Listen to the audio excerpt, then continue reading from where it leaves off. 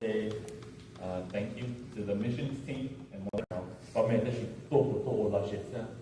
I did no work. They did all the work, so over the job,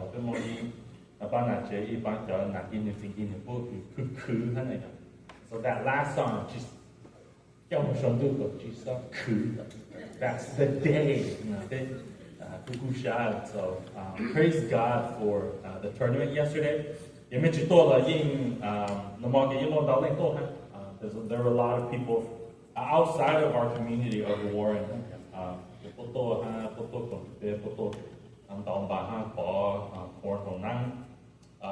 And it was a good time. And we see that, and a lot of times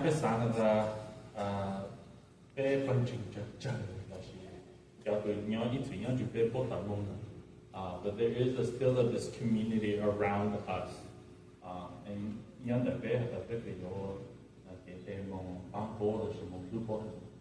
So praise God for yesterday. Praise God for big members.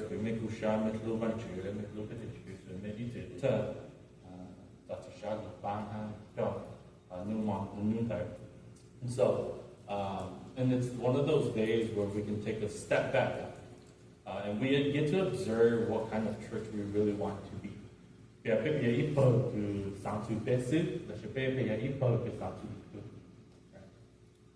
And I hope that we can continue to carry that love of Jesus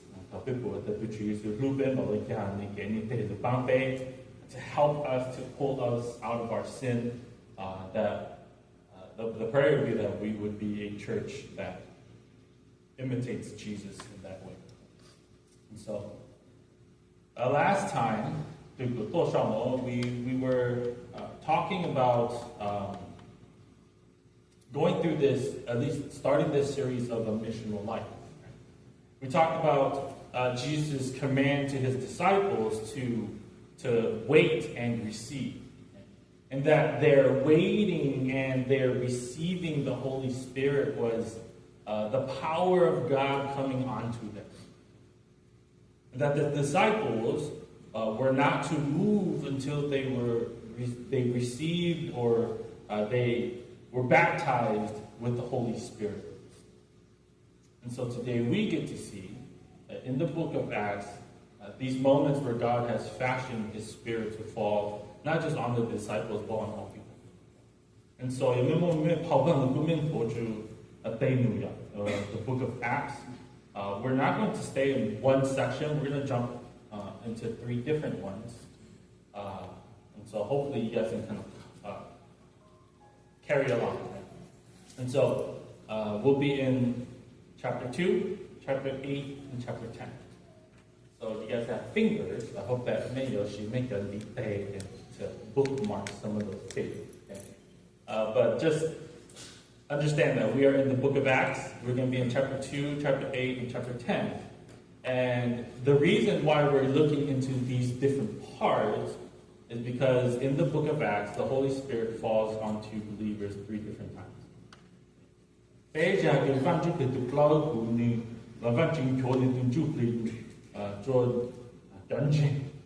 And hopefully, this helps us to understand what God has done in the book of Acts and what he is doing today. And so I pray that we would come a step closer into trusting God's word.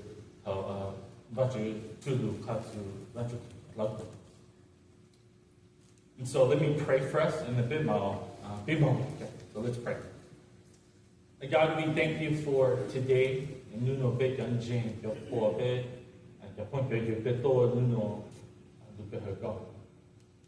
Tu sais, Seigneur, nous déclarons que more things, more guide, and God, we thank you for that we have the freedom of religion and the freedom to assemble. And so we pray that there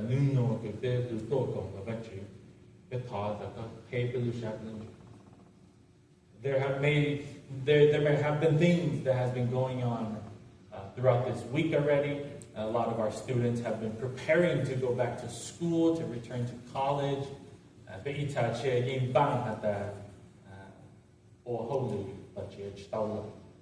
but that we have to go back into these locations. And God, I know that we stress about it, but we pray, would you please help us to change our perspective?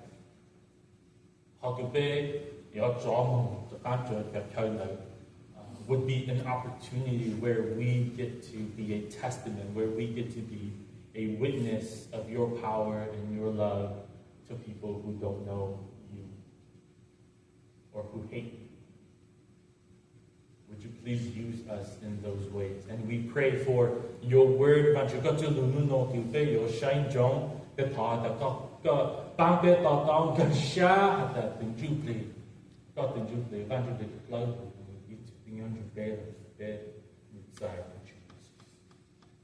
So we pray for all of these things. We pray this in the name of Jesus Christ, our Lord. Amen. So before we get there, right, before we get to the passage, we have to talk about the Holy Spirit.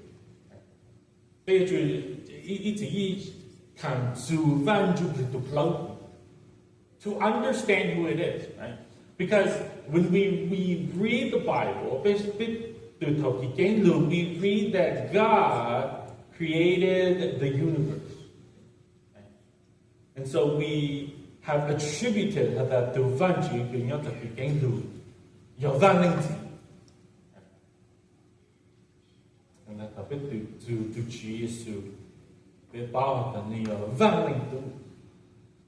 but there is a point in time, and especially we don't get to talk quite too much about the Holy Spirit. But there is a miracle that happens.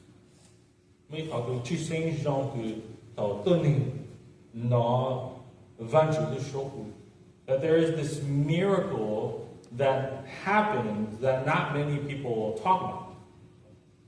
And it's this sort of something that really goes unspoken. And when things go unspoken, there is this difficulty to really understand what is happening. That the presence of the Holy Spirit is a critical part of the Christian faith.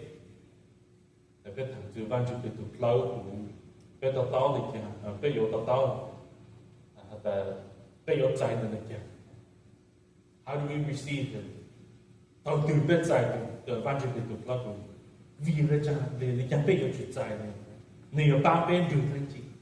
Like, these are some sort of questions that we ask, but no one talks about. And so we are left alone to really discover and try to understand that ourselves. But when we come to talk about it, my hope is that it would just be made more clear. Because these questions are valid. And a lot of times we just don't talk about it. It's not a taboo conversation. We just don't talk about it. So my hope is that as we talk about it, it just becomes a little clearer about who the Holy Spirit is, how do we receive Him, why we receive Him, when do we receive Him, those sort of questions.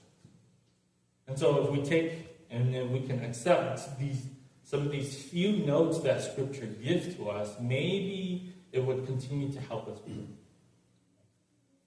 So as we have mentioned before, last time,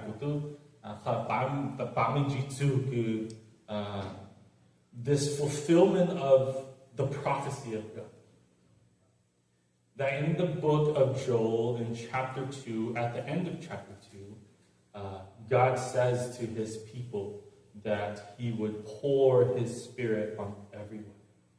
The young and the old. The old men would dream dreams. The young men would have visions. And then He goes on to say, even to the slave men and the slave women, I will pour my Spirit into them.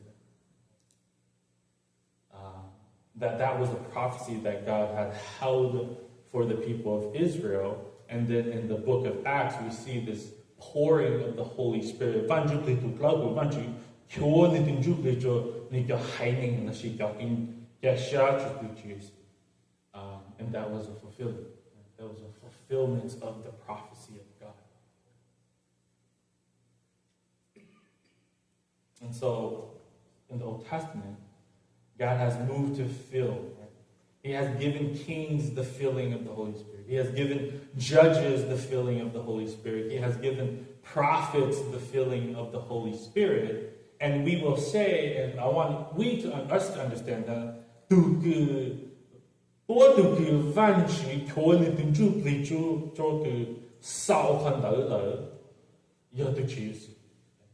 he was the last of this line of single people being filled with the Holy Spirit. Okay? He was the last of that. Because what Jesus says to his disciples after that is a whole new age, whole new generation. Okay? And so Jesus was filled with the Holy Spirit, and he was the final person who we see from Scripture is solely given the filling of the Holy Spirit. And so we can believe that he was the last one, and that from him would the outpouring of the Holy Spirit go to every person who believes. And so in Jesus, all of the promises of God has been fulfilled. In Jesus,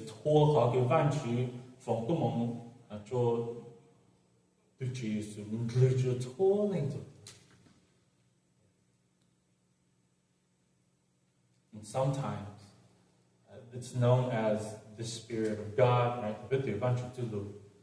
The Holy Spirit referred to the Spirit of God or the Spirit of Christ. It's also synonymous to the Holy Spirit. But the Holy Spirit is the promise that God gives to all his children. And so, just a few verses, just for us to understand. Right? There's a few parts that I want us to believe in and why the Holy Spirit is important. So the book of Ephesians,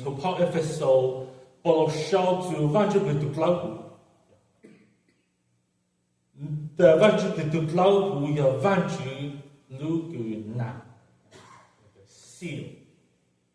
He is the seal of God. So Ephesians says, in him, or in Jesus, you also, when you heard the word of truth, the gospel of your salvation, believed in him and were sealed with the promised Holy Spirit. And this verse describes this Holy Spirit as a seal. And so signs are proof. Right? This is a signature, a sign. And so,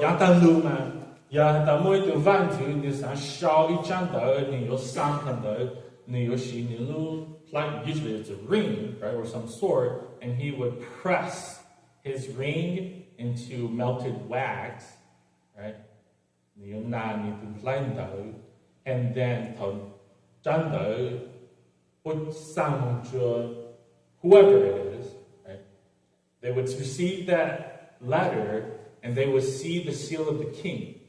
And so they would know that this letter is from the king. Right? But for us today, I don't know, we don't quite have that, right? We could say it's sort of like our signature. You know, you buy a house, you don't have a seal, but you have a signature. You commit yourself to this. Or when you write a letter to someone, right, you write an email, at the very bottom you put from my name or whoever I am. And so when people saw these seals, they would know who it is coming from. Or if someone was delivering this letter, they would know the person belongs to the one who signed with their seal. And so the seal of the Holy Spirit identifies believers belonging to Jesus or to the Father.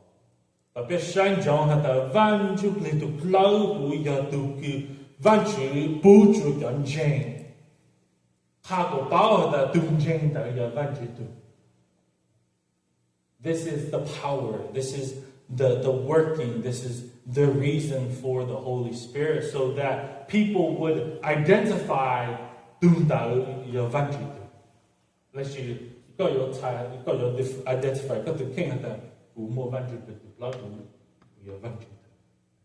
I belong to the Father. And along with the Holy Spirit given as a seal, signifying that we belong to God, He also gives life. And this is not physical life.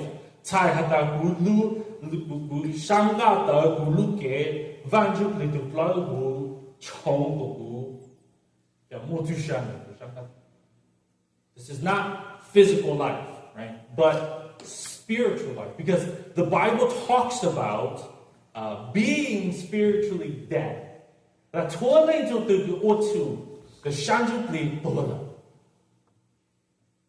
no life. No life in them. And so Jesus says to Nicodemus, right, in that conversation, He says, what is born of the flesh is flesh, but what is born of the Spirit is spirit. So there's this reality where there has to be spiritual birth. And so vanjukli tu klau ya pu jupe tu shan jukli. Ha hata big you ya nong ning ya be o tu. That she be leng zai tu chi su be kao vanju ya lu be zao sha hata ni be tu shin. Vanjukli tu klau ni myon ju be o ju be tu jukli mo tu sha. And so there is this power that the Holy Spirit gives, and He births in us a spiritual life. Romans chapter 8 says, but if Christ is in you, although the body is dead because of sin, right? Body is dead because of sin, the Spirit is life because of righteousness. And he goes on to say, and this is a positive term, if you have Him, because if you know who Jesus is, you do have Him. When you do have Him, you have spiritual life. You have spiritual.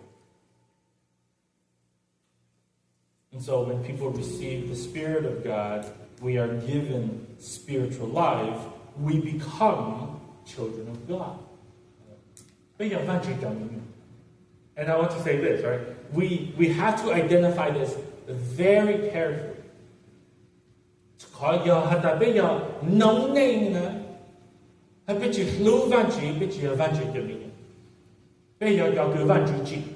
We are a creation of God, a creature of God. But when we receive the Holy Spirit, that is when we become a child. Again, Jesus said to Nicodemus, what is born of the flesh is flesh, what is born of the Spirit is spirit. And if people are not born of the Spirit, then they cannot be spiritual children of a spiritual father. Children of God are born by the Spirit. And so Galatians chapter 4 verse 6 says, because you are sons, God sent His Spirit, the Spirit of His Son, into our hearts, crying, Abba, Father. And so you are no longer a slave, but a son. And so when we receive the Holy Spirit, right, this is what happens. When we receive the Holy Spirit, we have this seal given to us. That's God's voice, right? You are mine. I give you this seal. And then when we receive this seal, who is the Holy Spirit gives us life. Right? And so we now have spiritual life. We have this capacity to obey God, and to obey God willingly, freely, lovingly, joyfully. Spirit of life, the spiritual life. And when we are brought to life, God's word says, we become a son or a child. So this talk about the Holy Spirit is extremely important. Because when we identify and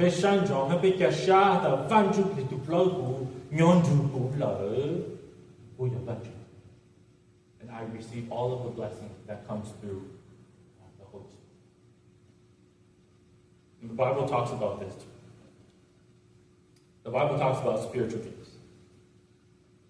If we belong to God and we receive the Holy Spirit and we are given life, a spiritual life through the Holy Spirit, and then we become sons of God, the Holy Spirit gives us gifts. And when each person who is called and receives Jesus as Savior, the Holy Spirit gives to each of us a gift to serve God. And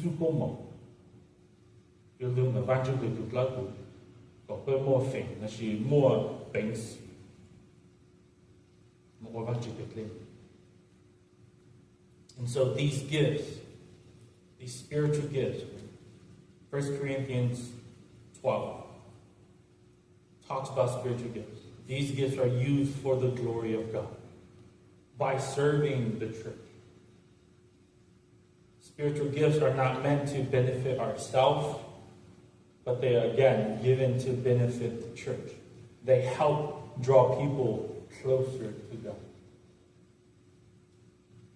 So it's important for us to understand who the Holy Spirit is.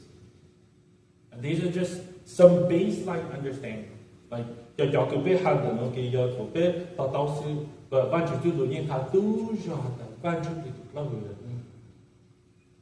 what it is that we receive from Him, and why it's important that we receive from Him.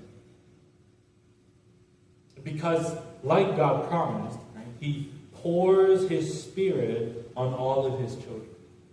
And so, we really get to see in the book of Acts how the prophecy of Joel 2 is truly fulfilled. Because the prophecy is given to the people of Israel, right? This is given to Jewish people. And so, okay,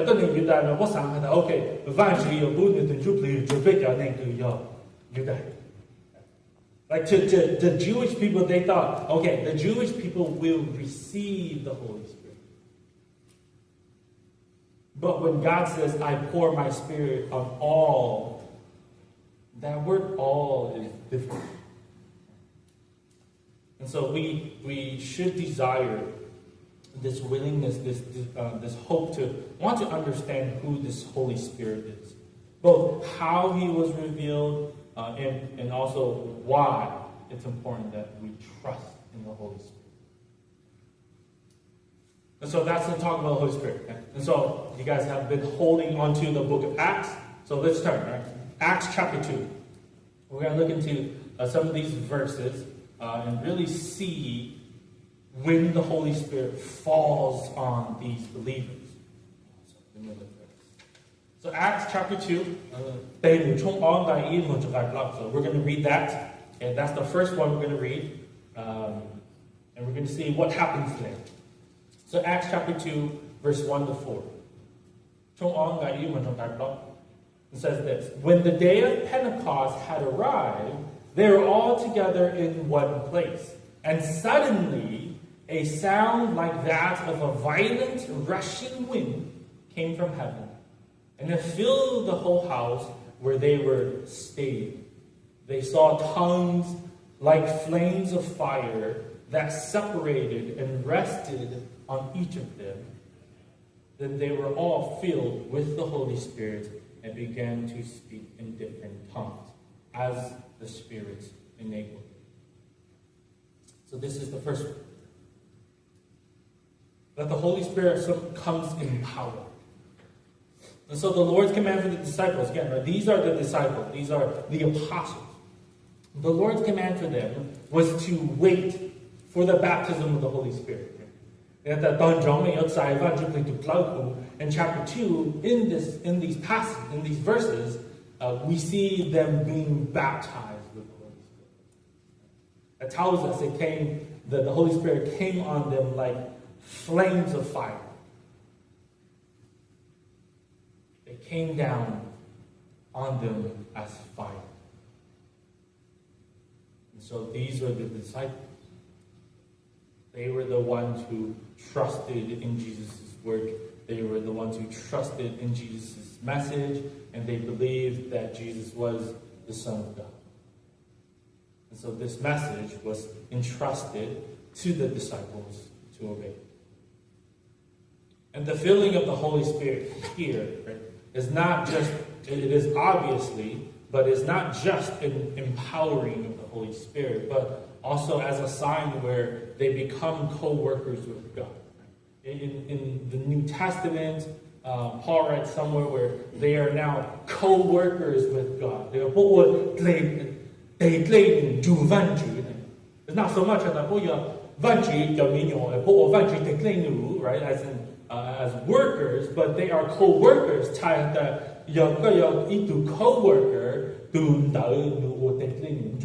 right? And so they are co-workers with God. As in, God is doing this work, and they are coming alongside Him and doing the work with Him. Right? And so this is an empowering of the disciples, but also this sign of being co-workers with God, in that God is working with them as well. And so Jesus was filled with the Holy Spirit. We read that in the beginning of the New Testament and the Gospels.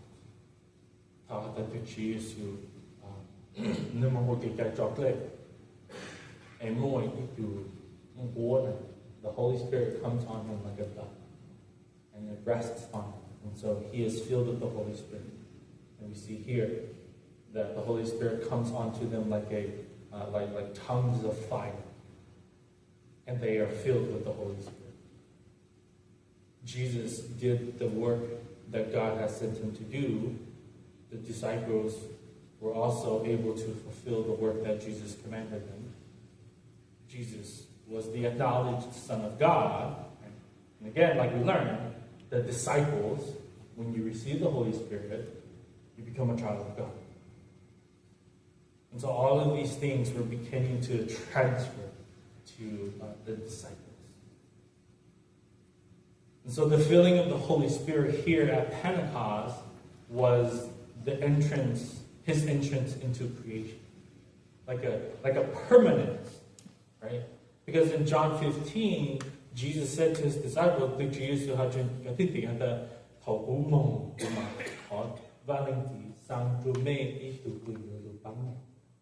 I will send a helper to you.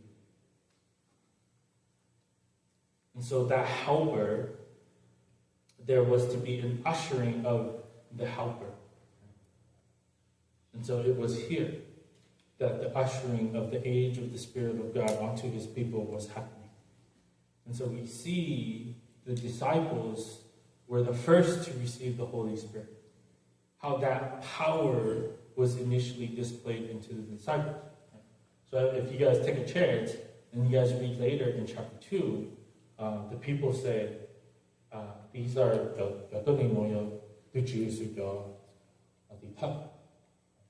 how is it that they are speaking my language?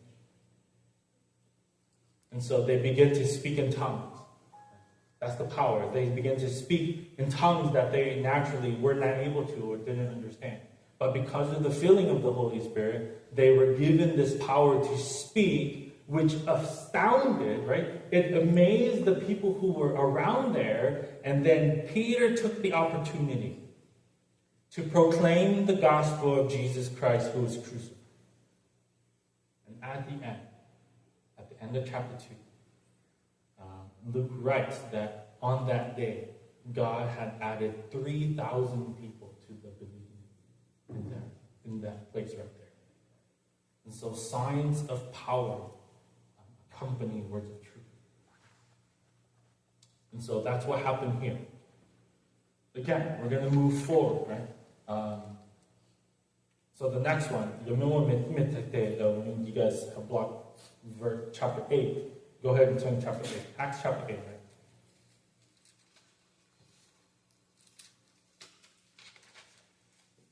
In Acts chapter 8, we are reading verses 14 to 17.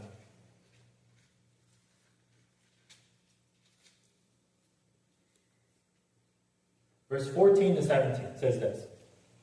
8 verse 14. When the apostles who were at Jerusalem heard that Samaria had received the word of God, they sent Peter and John to them. And after they went down there, they prayed for them so the Samaritans might receive the Holy Spirit, because he had not yet come down on any of them.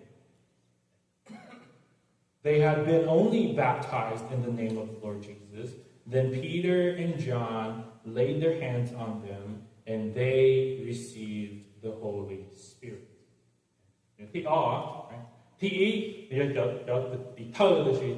The apostles, where they received the Holy Spirit, right? And now in chapter 8, Peter and John are sent to the people in Samaria, and it says in verse 17, they lay their hands on them, and they, the Samaritans, received the Holy Spirit. And so in the book of Acts, this instance of the Holy Spirit filling or falling or being received happens 3 times. The first were the disciples, right? We saw that. The second is the Samaritans. Here, the Samaritans are an interesting group of people, because they are half-breeds. 那到晚期上是真的叫民谣的，那这叫到你在的头没梦鸟就路上的，没至少叫不讲菜，还没至少上不没叫都梦梦是有。But you must wed within your own people. But we've seen and we've read that the Jewish people have taken wives from other people and brought them in, and they have sent their sons to get married with other women outside of Jerusalem. And so that's why we have the people of Samaritans. Samaritans are the mixed breed of Jewish and Gentile blood. They don't like Samaritans. Because one, they're like, you are tainted blood. But we don't like you. You're not pure like us. Right? And so there is this land in Samaria called Samaria,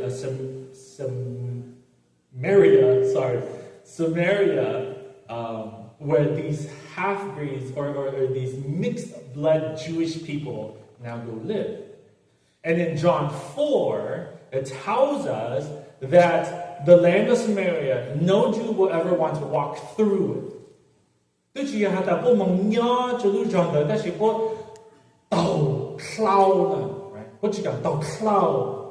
They would rather walk around. They would take an extra day and a half just to walk around Samaria so they don't have to go through Samaria. That's how much they don't like it. They don't want to step on the ground.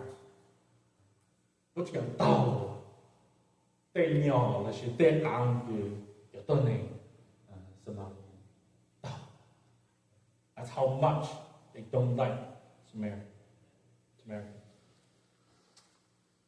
But under persecution, right?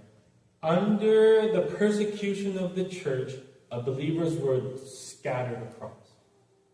So if you take a chance to read the beginning of chapter 8. Chapter 8 teaches that someone has been persecuting the church of God in Jerusalem. Sends them out, sends them into a scatter. Everyone runs away. But this running away has provided an opportunity for God's people, believing people, to proclaim the message to other people. And along with that is the Apostle Philip. So the Apostle Philip has also scattered, and he decided to go into the city of Samaria. To the city of Samaria. And from there, he proclaims the message of Jesus to them. And so Philip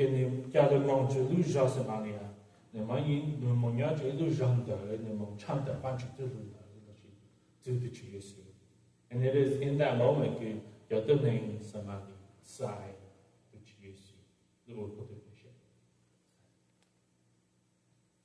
And so it says to us that they were baptized. They were proclaimed the gospel. The gospel was proclaimed to them. And they received a baptism of water into the name of Jesus. But then Peter and John were sent to them. And so Peter and John is sent to them. They go there, they confirm what has happened to be true, and then Peter and John pray for the people of Samaria. They receive the Holy Spirit. And this is astounding. Because the Jewish people, they don't believe, right? Nah. That is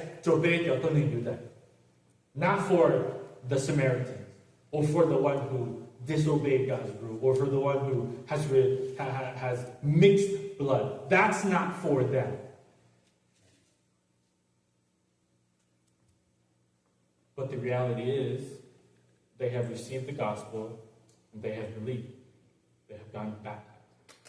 So Peter and John go there, they pray to them, and then it says again, 17, the Holy Spirit was received. And so this prayer for the Holy Spirit, okay, was confirming and fulfilling Jesus' command. We go back to Acts chapter 1. What does Jesus say, right? Jesus says to his disciples, you will go into Jerusalem, Judea, Samaria, and to the ends of the earth. Okay. They were in Jerusalem, they were in Judea. Right? So they fulfilled that part of Jesus' command. But in that part of Samaria, right, this is where Samaria was reached. This is where they fulfilled the command Jesus gave to them. Go to Samaria. And so in this moment, Philip proclaimed Jesus to the Samaritan people. They received and they fulfilled Jesus' command. So the people of Samaria have come to faith and are baptized. Peter and John come and they pray for the Samaritans and they receive the Holy Spirit. And so Noah and to the apostles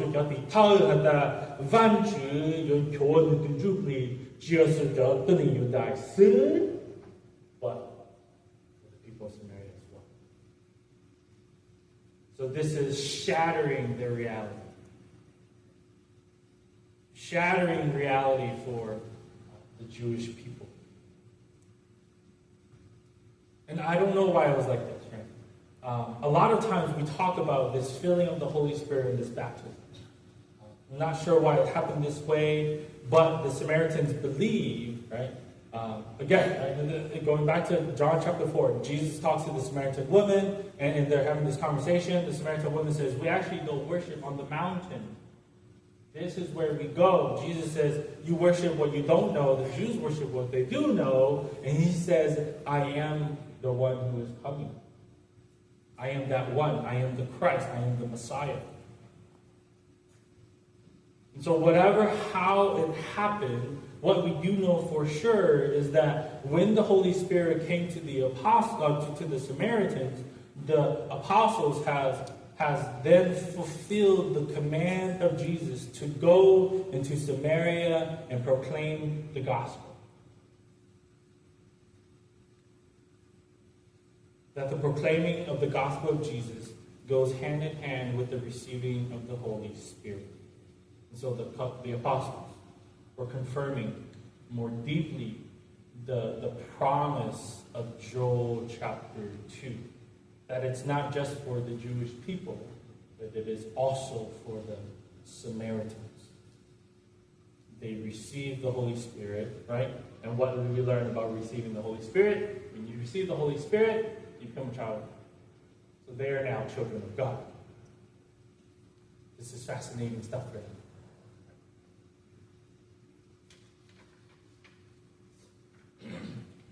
The final one. I mean, you guys turn to Acts chapter 10. Okay? And we're reading verses 44 to 46.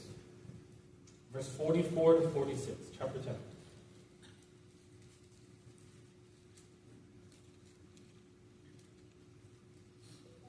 Verse 44 says this: while Peter was still speaking these words, the Holy Spirit came down on all those who heard the message. The circumcised believers who had come with Peter were amazed because the gift of the Holy Spirit, they were amazed that the gift of the Holy Spirit had been poured out even on the Gentiles. For they heard them speaking in other tongues and declaring the greatness of God. So this is the final part. This is the final piece where the Holy Spirit falls. So it has fallen on the disciples.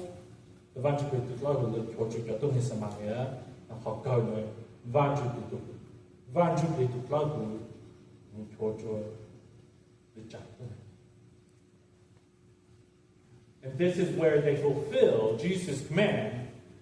Go to Jerusalem, Judea, Samaria, and to the ends of the earth. Right? They are the ends of the earth. And so this is the final instance of the Holy Spirit falling or filling or coming.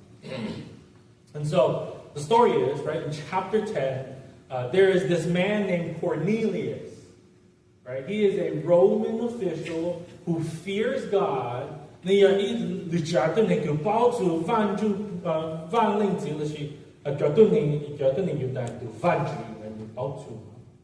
child, new food, new feed, new mobile. Cornelius is a man who fears God and is a Roman citizen. He is a Gentile. And so this man receives a vision. Send people to this house. You will call out for this man who is named Peter. And so Peter is at this other person's house. The people from Cornelius come, and Peter is having this dream. Right? His dream is, and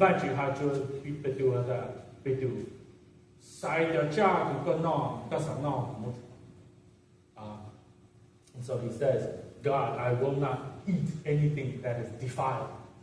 God says, don't call anything that I have clean defiled. Right?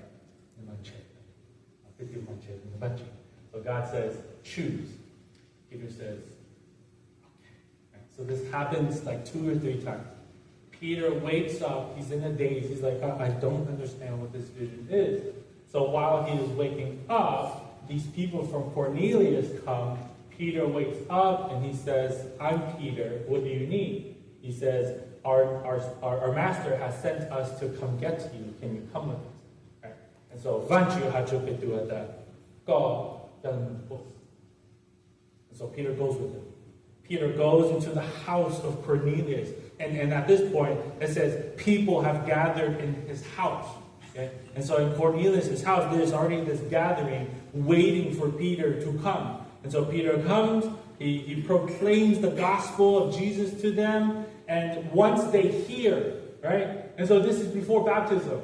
Before they receive baptism, once Jesus was proclaimed to the people, the Holy Spirit fell on them like fire. Power, right? It says here, they spoke in tongues. And so with the Samaritans, they were baptized, and then they received the Holy Spirit. But with the Gentiles, they heard the gospel, they were now baptized, but they received the Holy Spirit. Right? So it happens in this interesting way where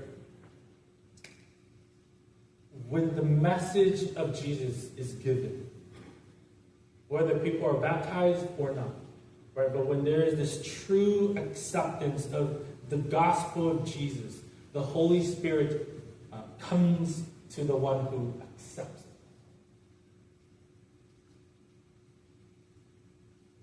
And so the Gentiles heard the gospel then. The Holy Spirit fell onto them that day. And so this event deeply confirms that the prophecy of Joel 2 is not just for the Jewish people. But it is this true fulfilling where the Gentile people have always been part of God's plan.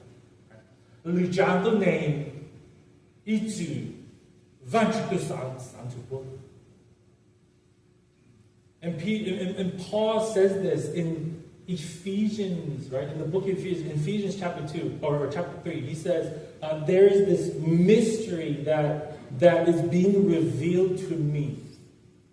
And the mystery is this, that the gospel has always included the Gentile nation. And this is breaking, shattering reality for what people thought they knew.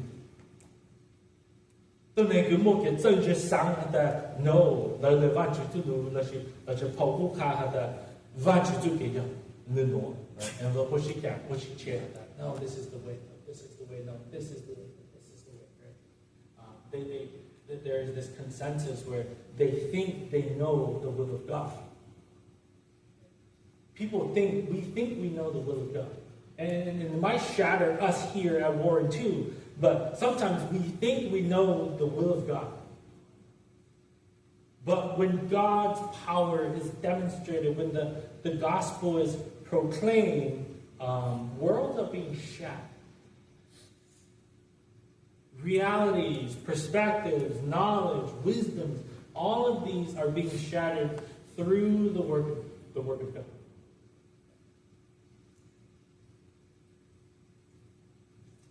But what they have realized now is that the Holy Spirit has also come to the Gentile people.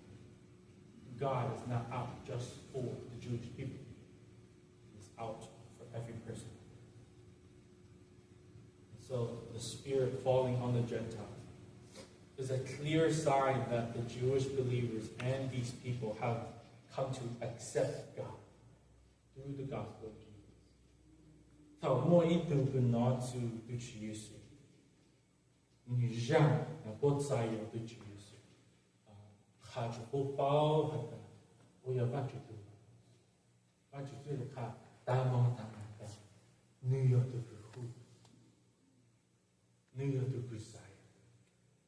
So cho cái ni sai hay cho cái ni hu hu yo nó ni su thầu bố nó hu yo sai hay thầu bố sai của van chu tu la hu lu nhon chu bố kha chu bố ba hu yo van chu tu kha chu bố ba hu yo van chu.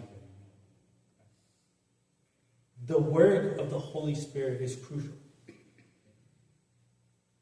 And again, we're going through this series, right? Trying to understand what life looks like if we are missional. Students, you guys are going back to school. Some of you are going back to college. Some of you are going back to high school, middle school. Parents, some of you are going back to work at a location. Not the funnest part, I get it. But this is the beauty. That when you get to enter into these places that are dark, right, filled with evil spirits, filled with temptation and sin, God is sending us into dark places to reveal His light to those who need it, those who He has called, those who have not come to accept Him.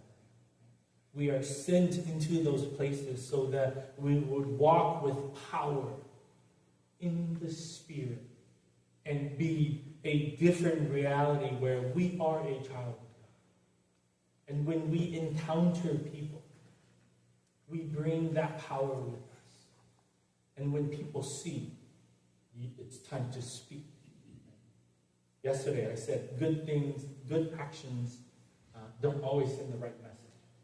As messengers have to be spoken. You have to speak the gospel of Jesus to other people. And so, this is what God is doing. And I bring this to us, right? Because we want to understand what God is doing here at Warren Mall. I get it. We have no senior pastor. But senior pastor does not dictate where we get to do God's work. Right? 不要忘记的名，别再忘记的主题，不要搞我得令主忘记。So to 忘记上属了的，别要什么 ？We go in His power. And so, let me end it with this. So I pray that all of us would begin to come to know who the Holy Spirit is. 好叫俾有我完全對你們要，好叫俾有就包完全對對老古人嚟。He is important to our growth. He is important to know. And He is the only help that would come to other people from us. And so our missional life banks on us trusting who the Holy Spirit is. He is the helper that the Father has sent. He was the promise that God spoke of. He was the bestowing of power in the believers and the apostles. And so it's through the Holy Spirit where we get to confirm our faith. And the Holy Spirit, as far like we have seen in this, is given to all people. All people. That there is no one who believes that does not receive the Holy Spirit. So, I hope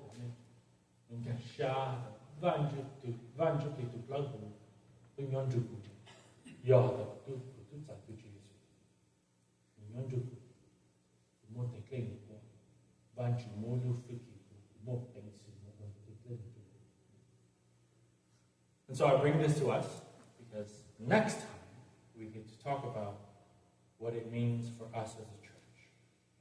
And so, let me pray for us.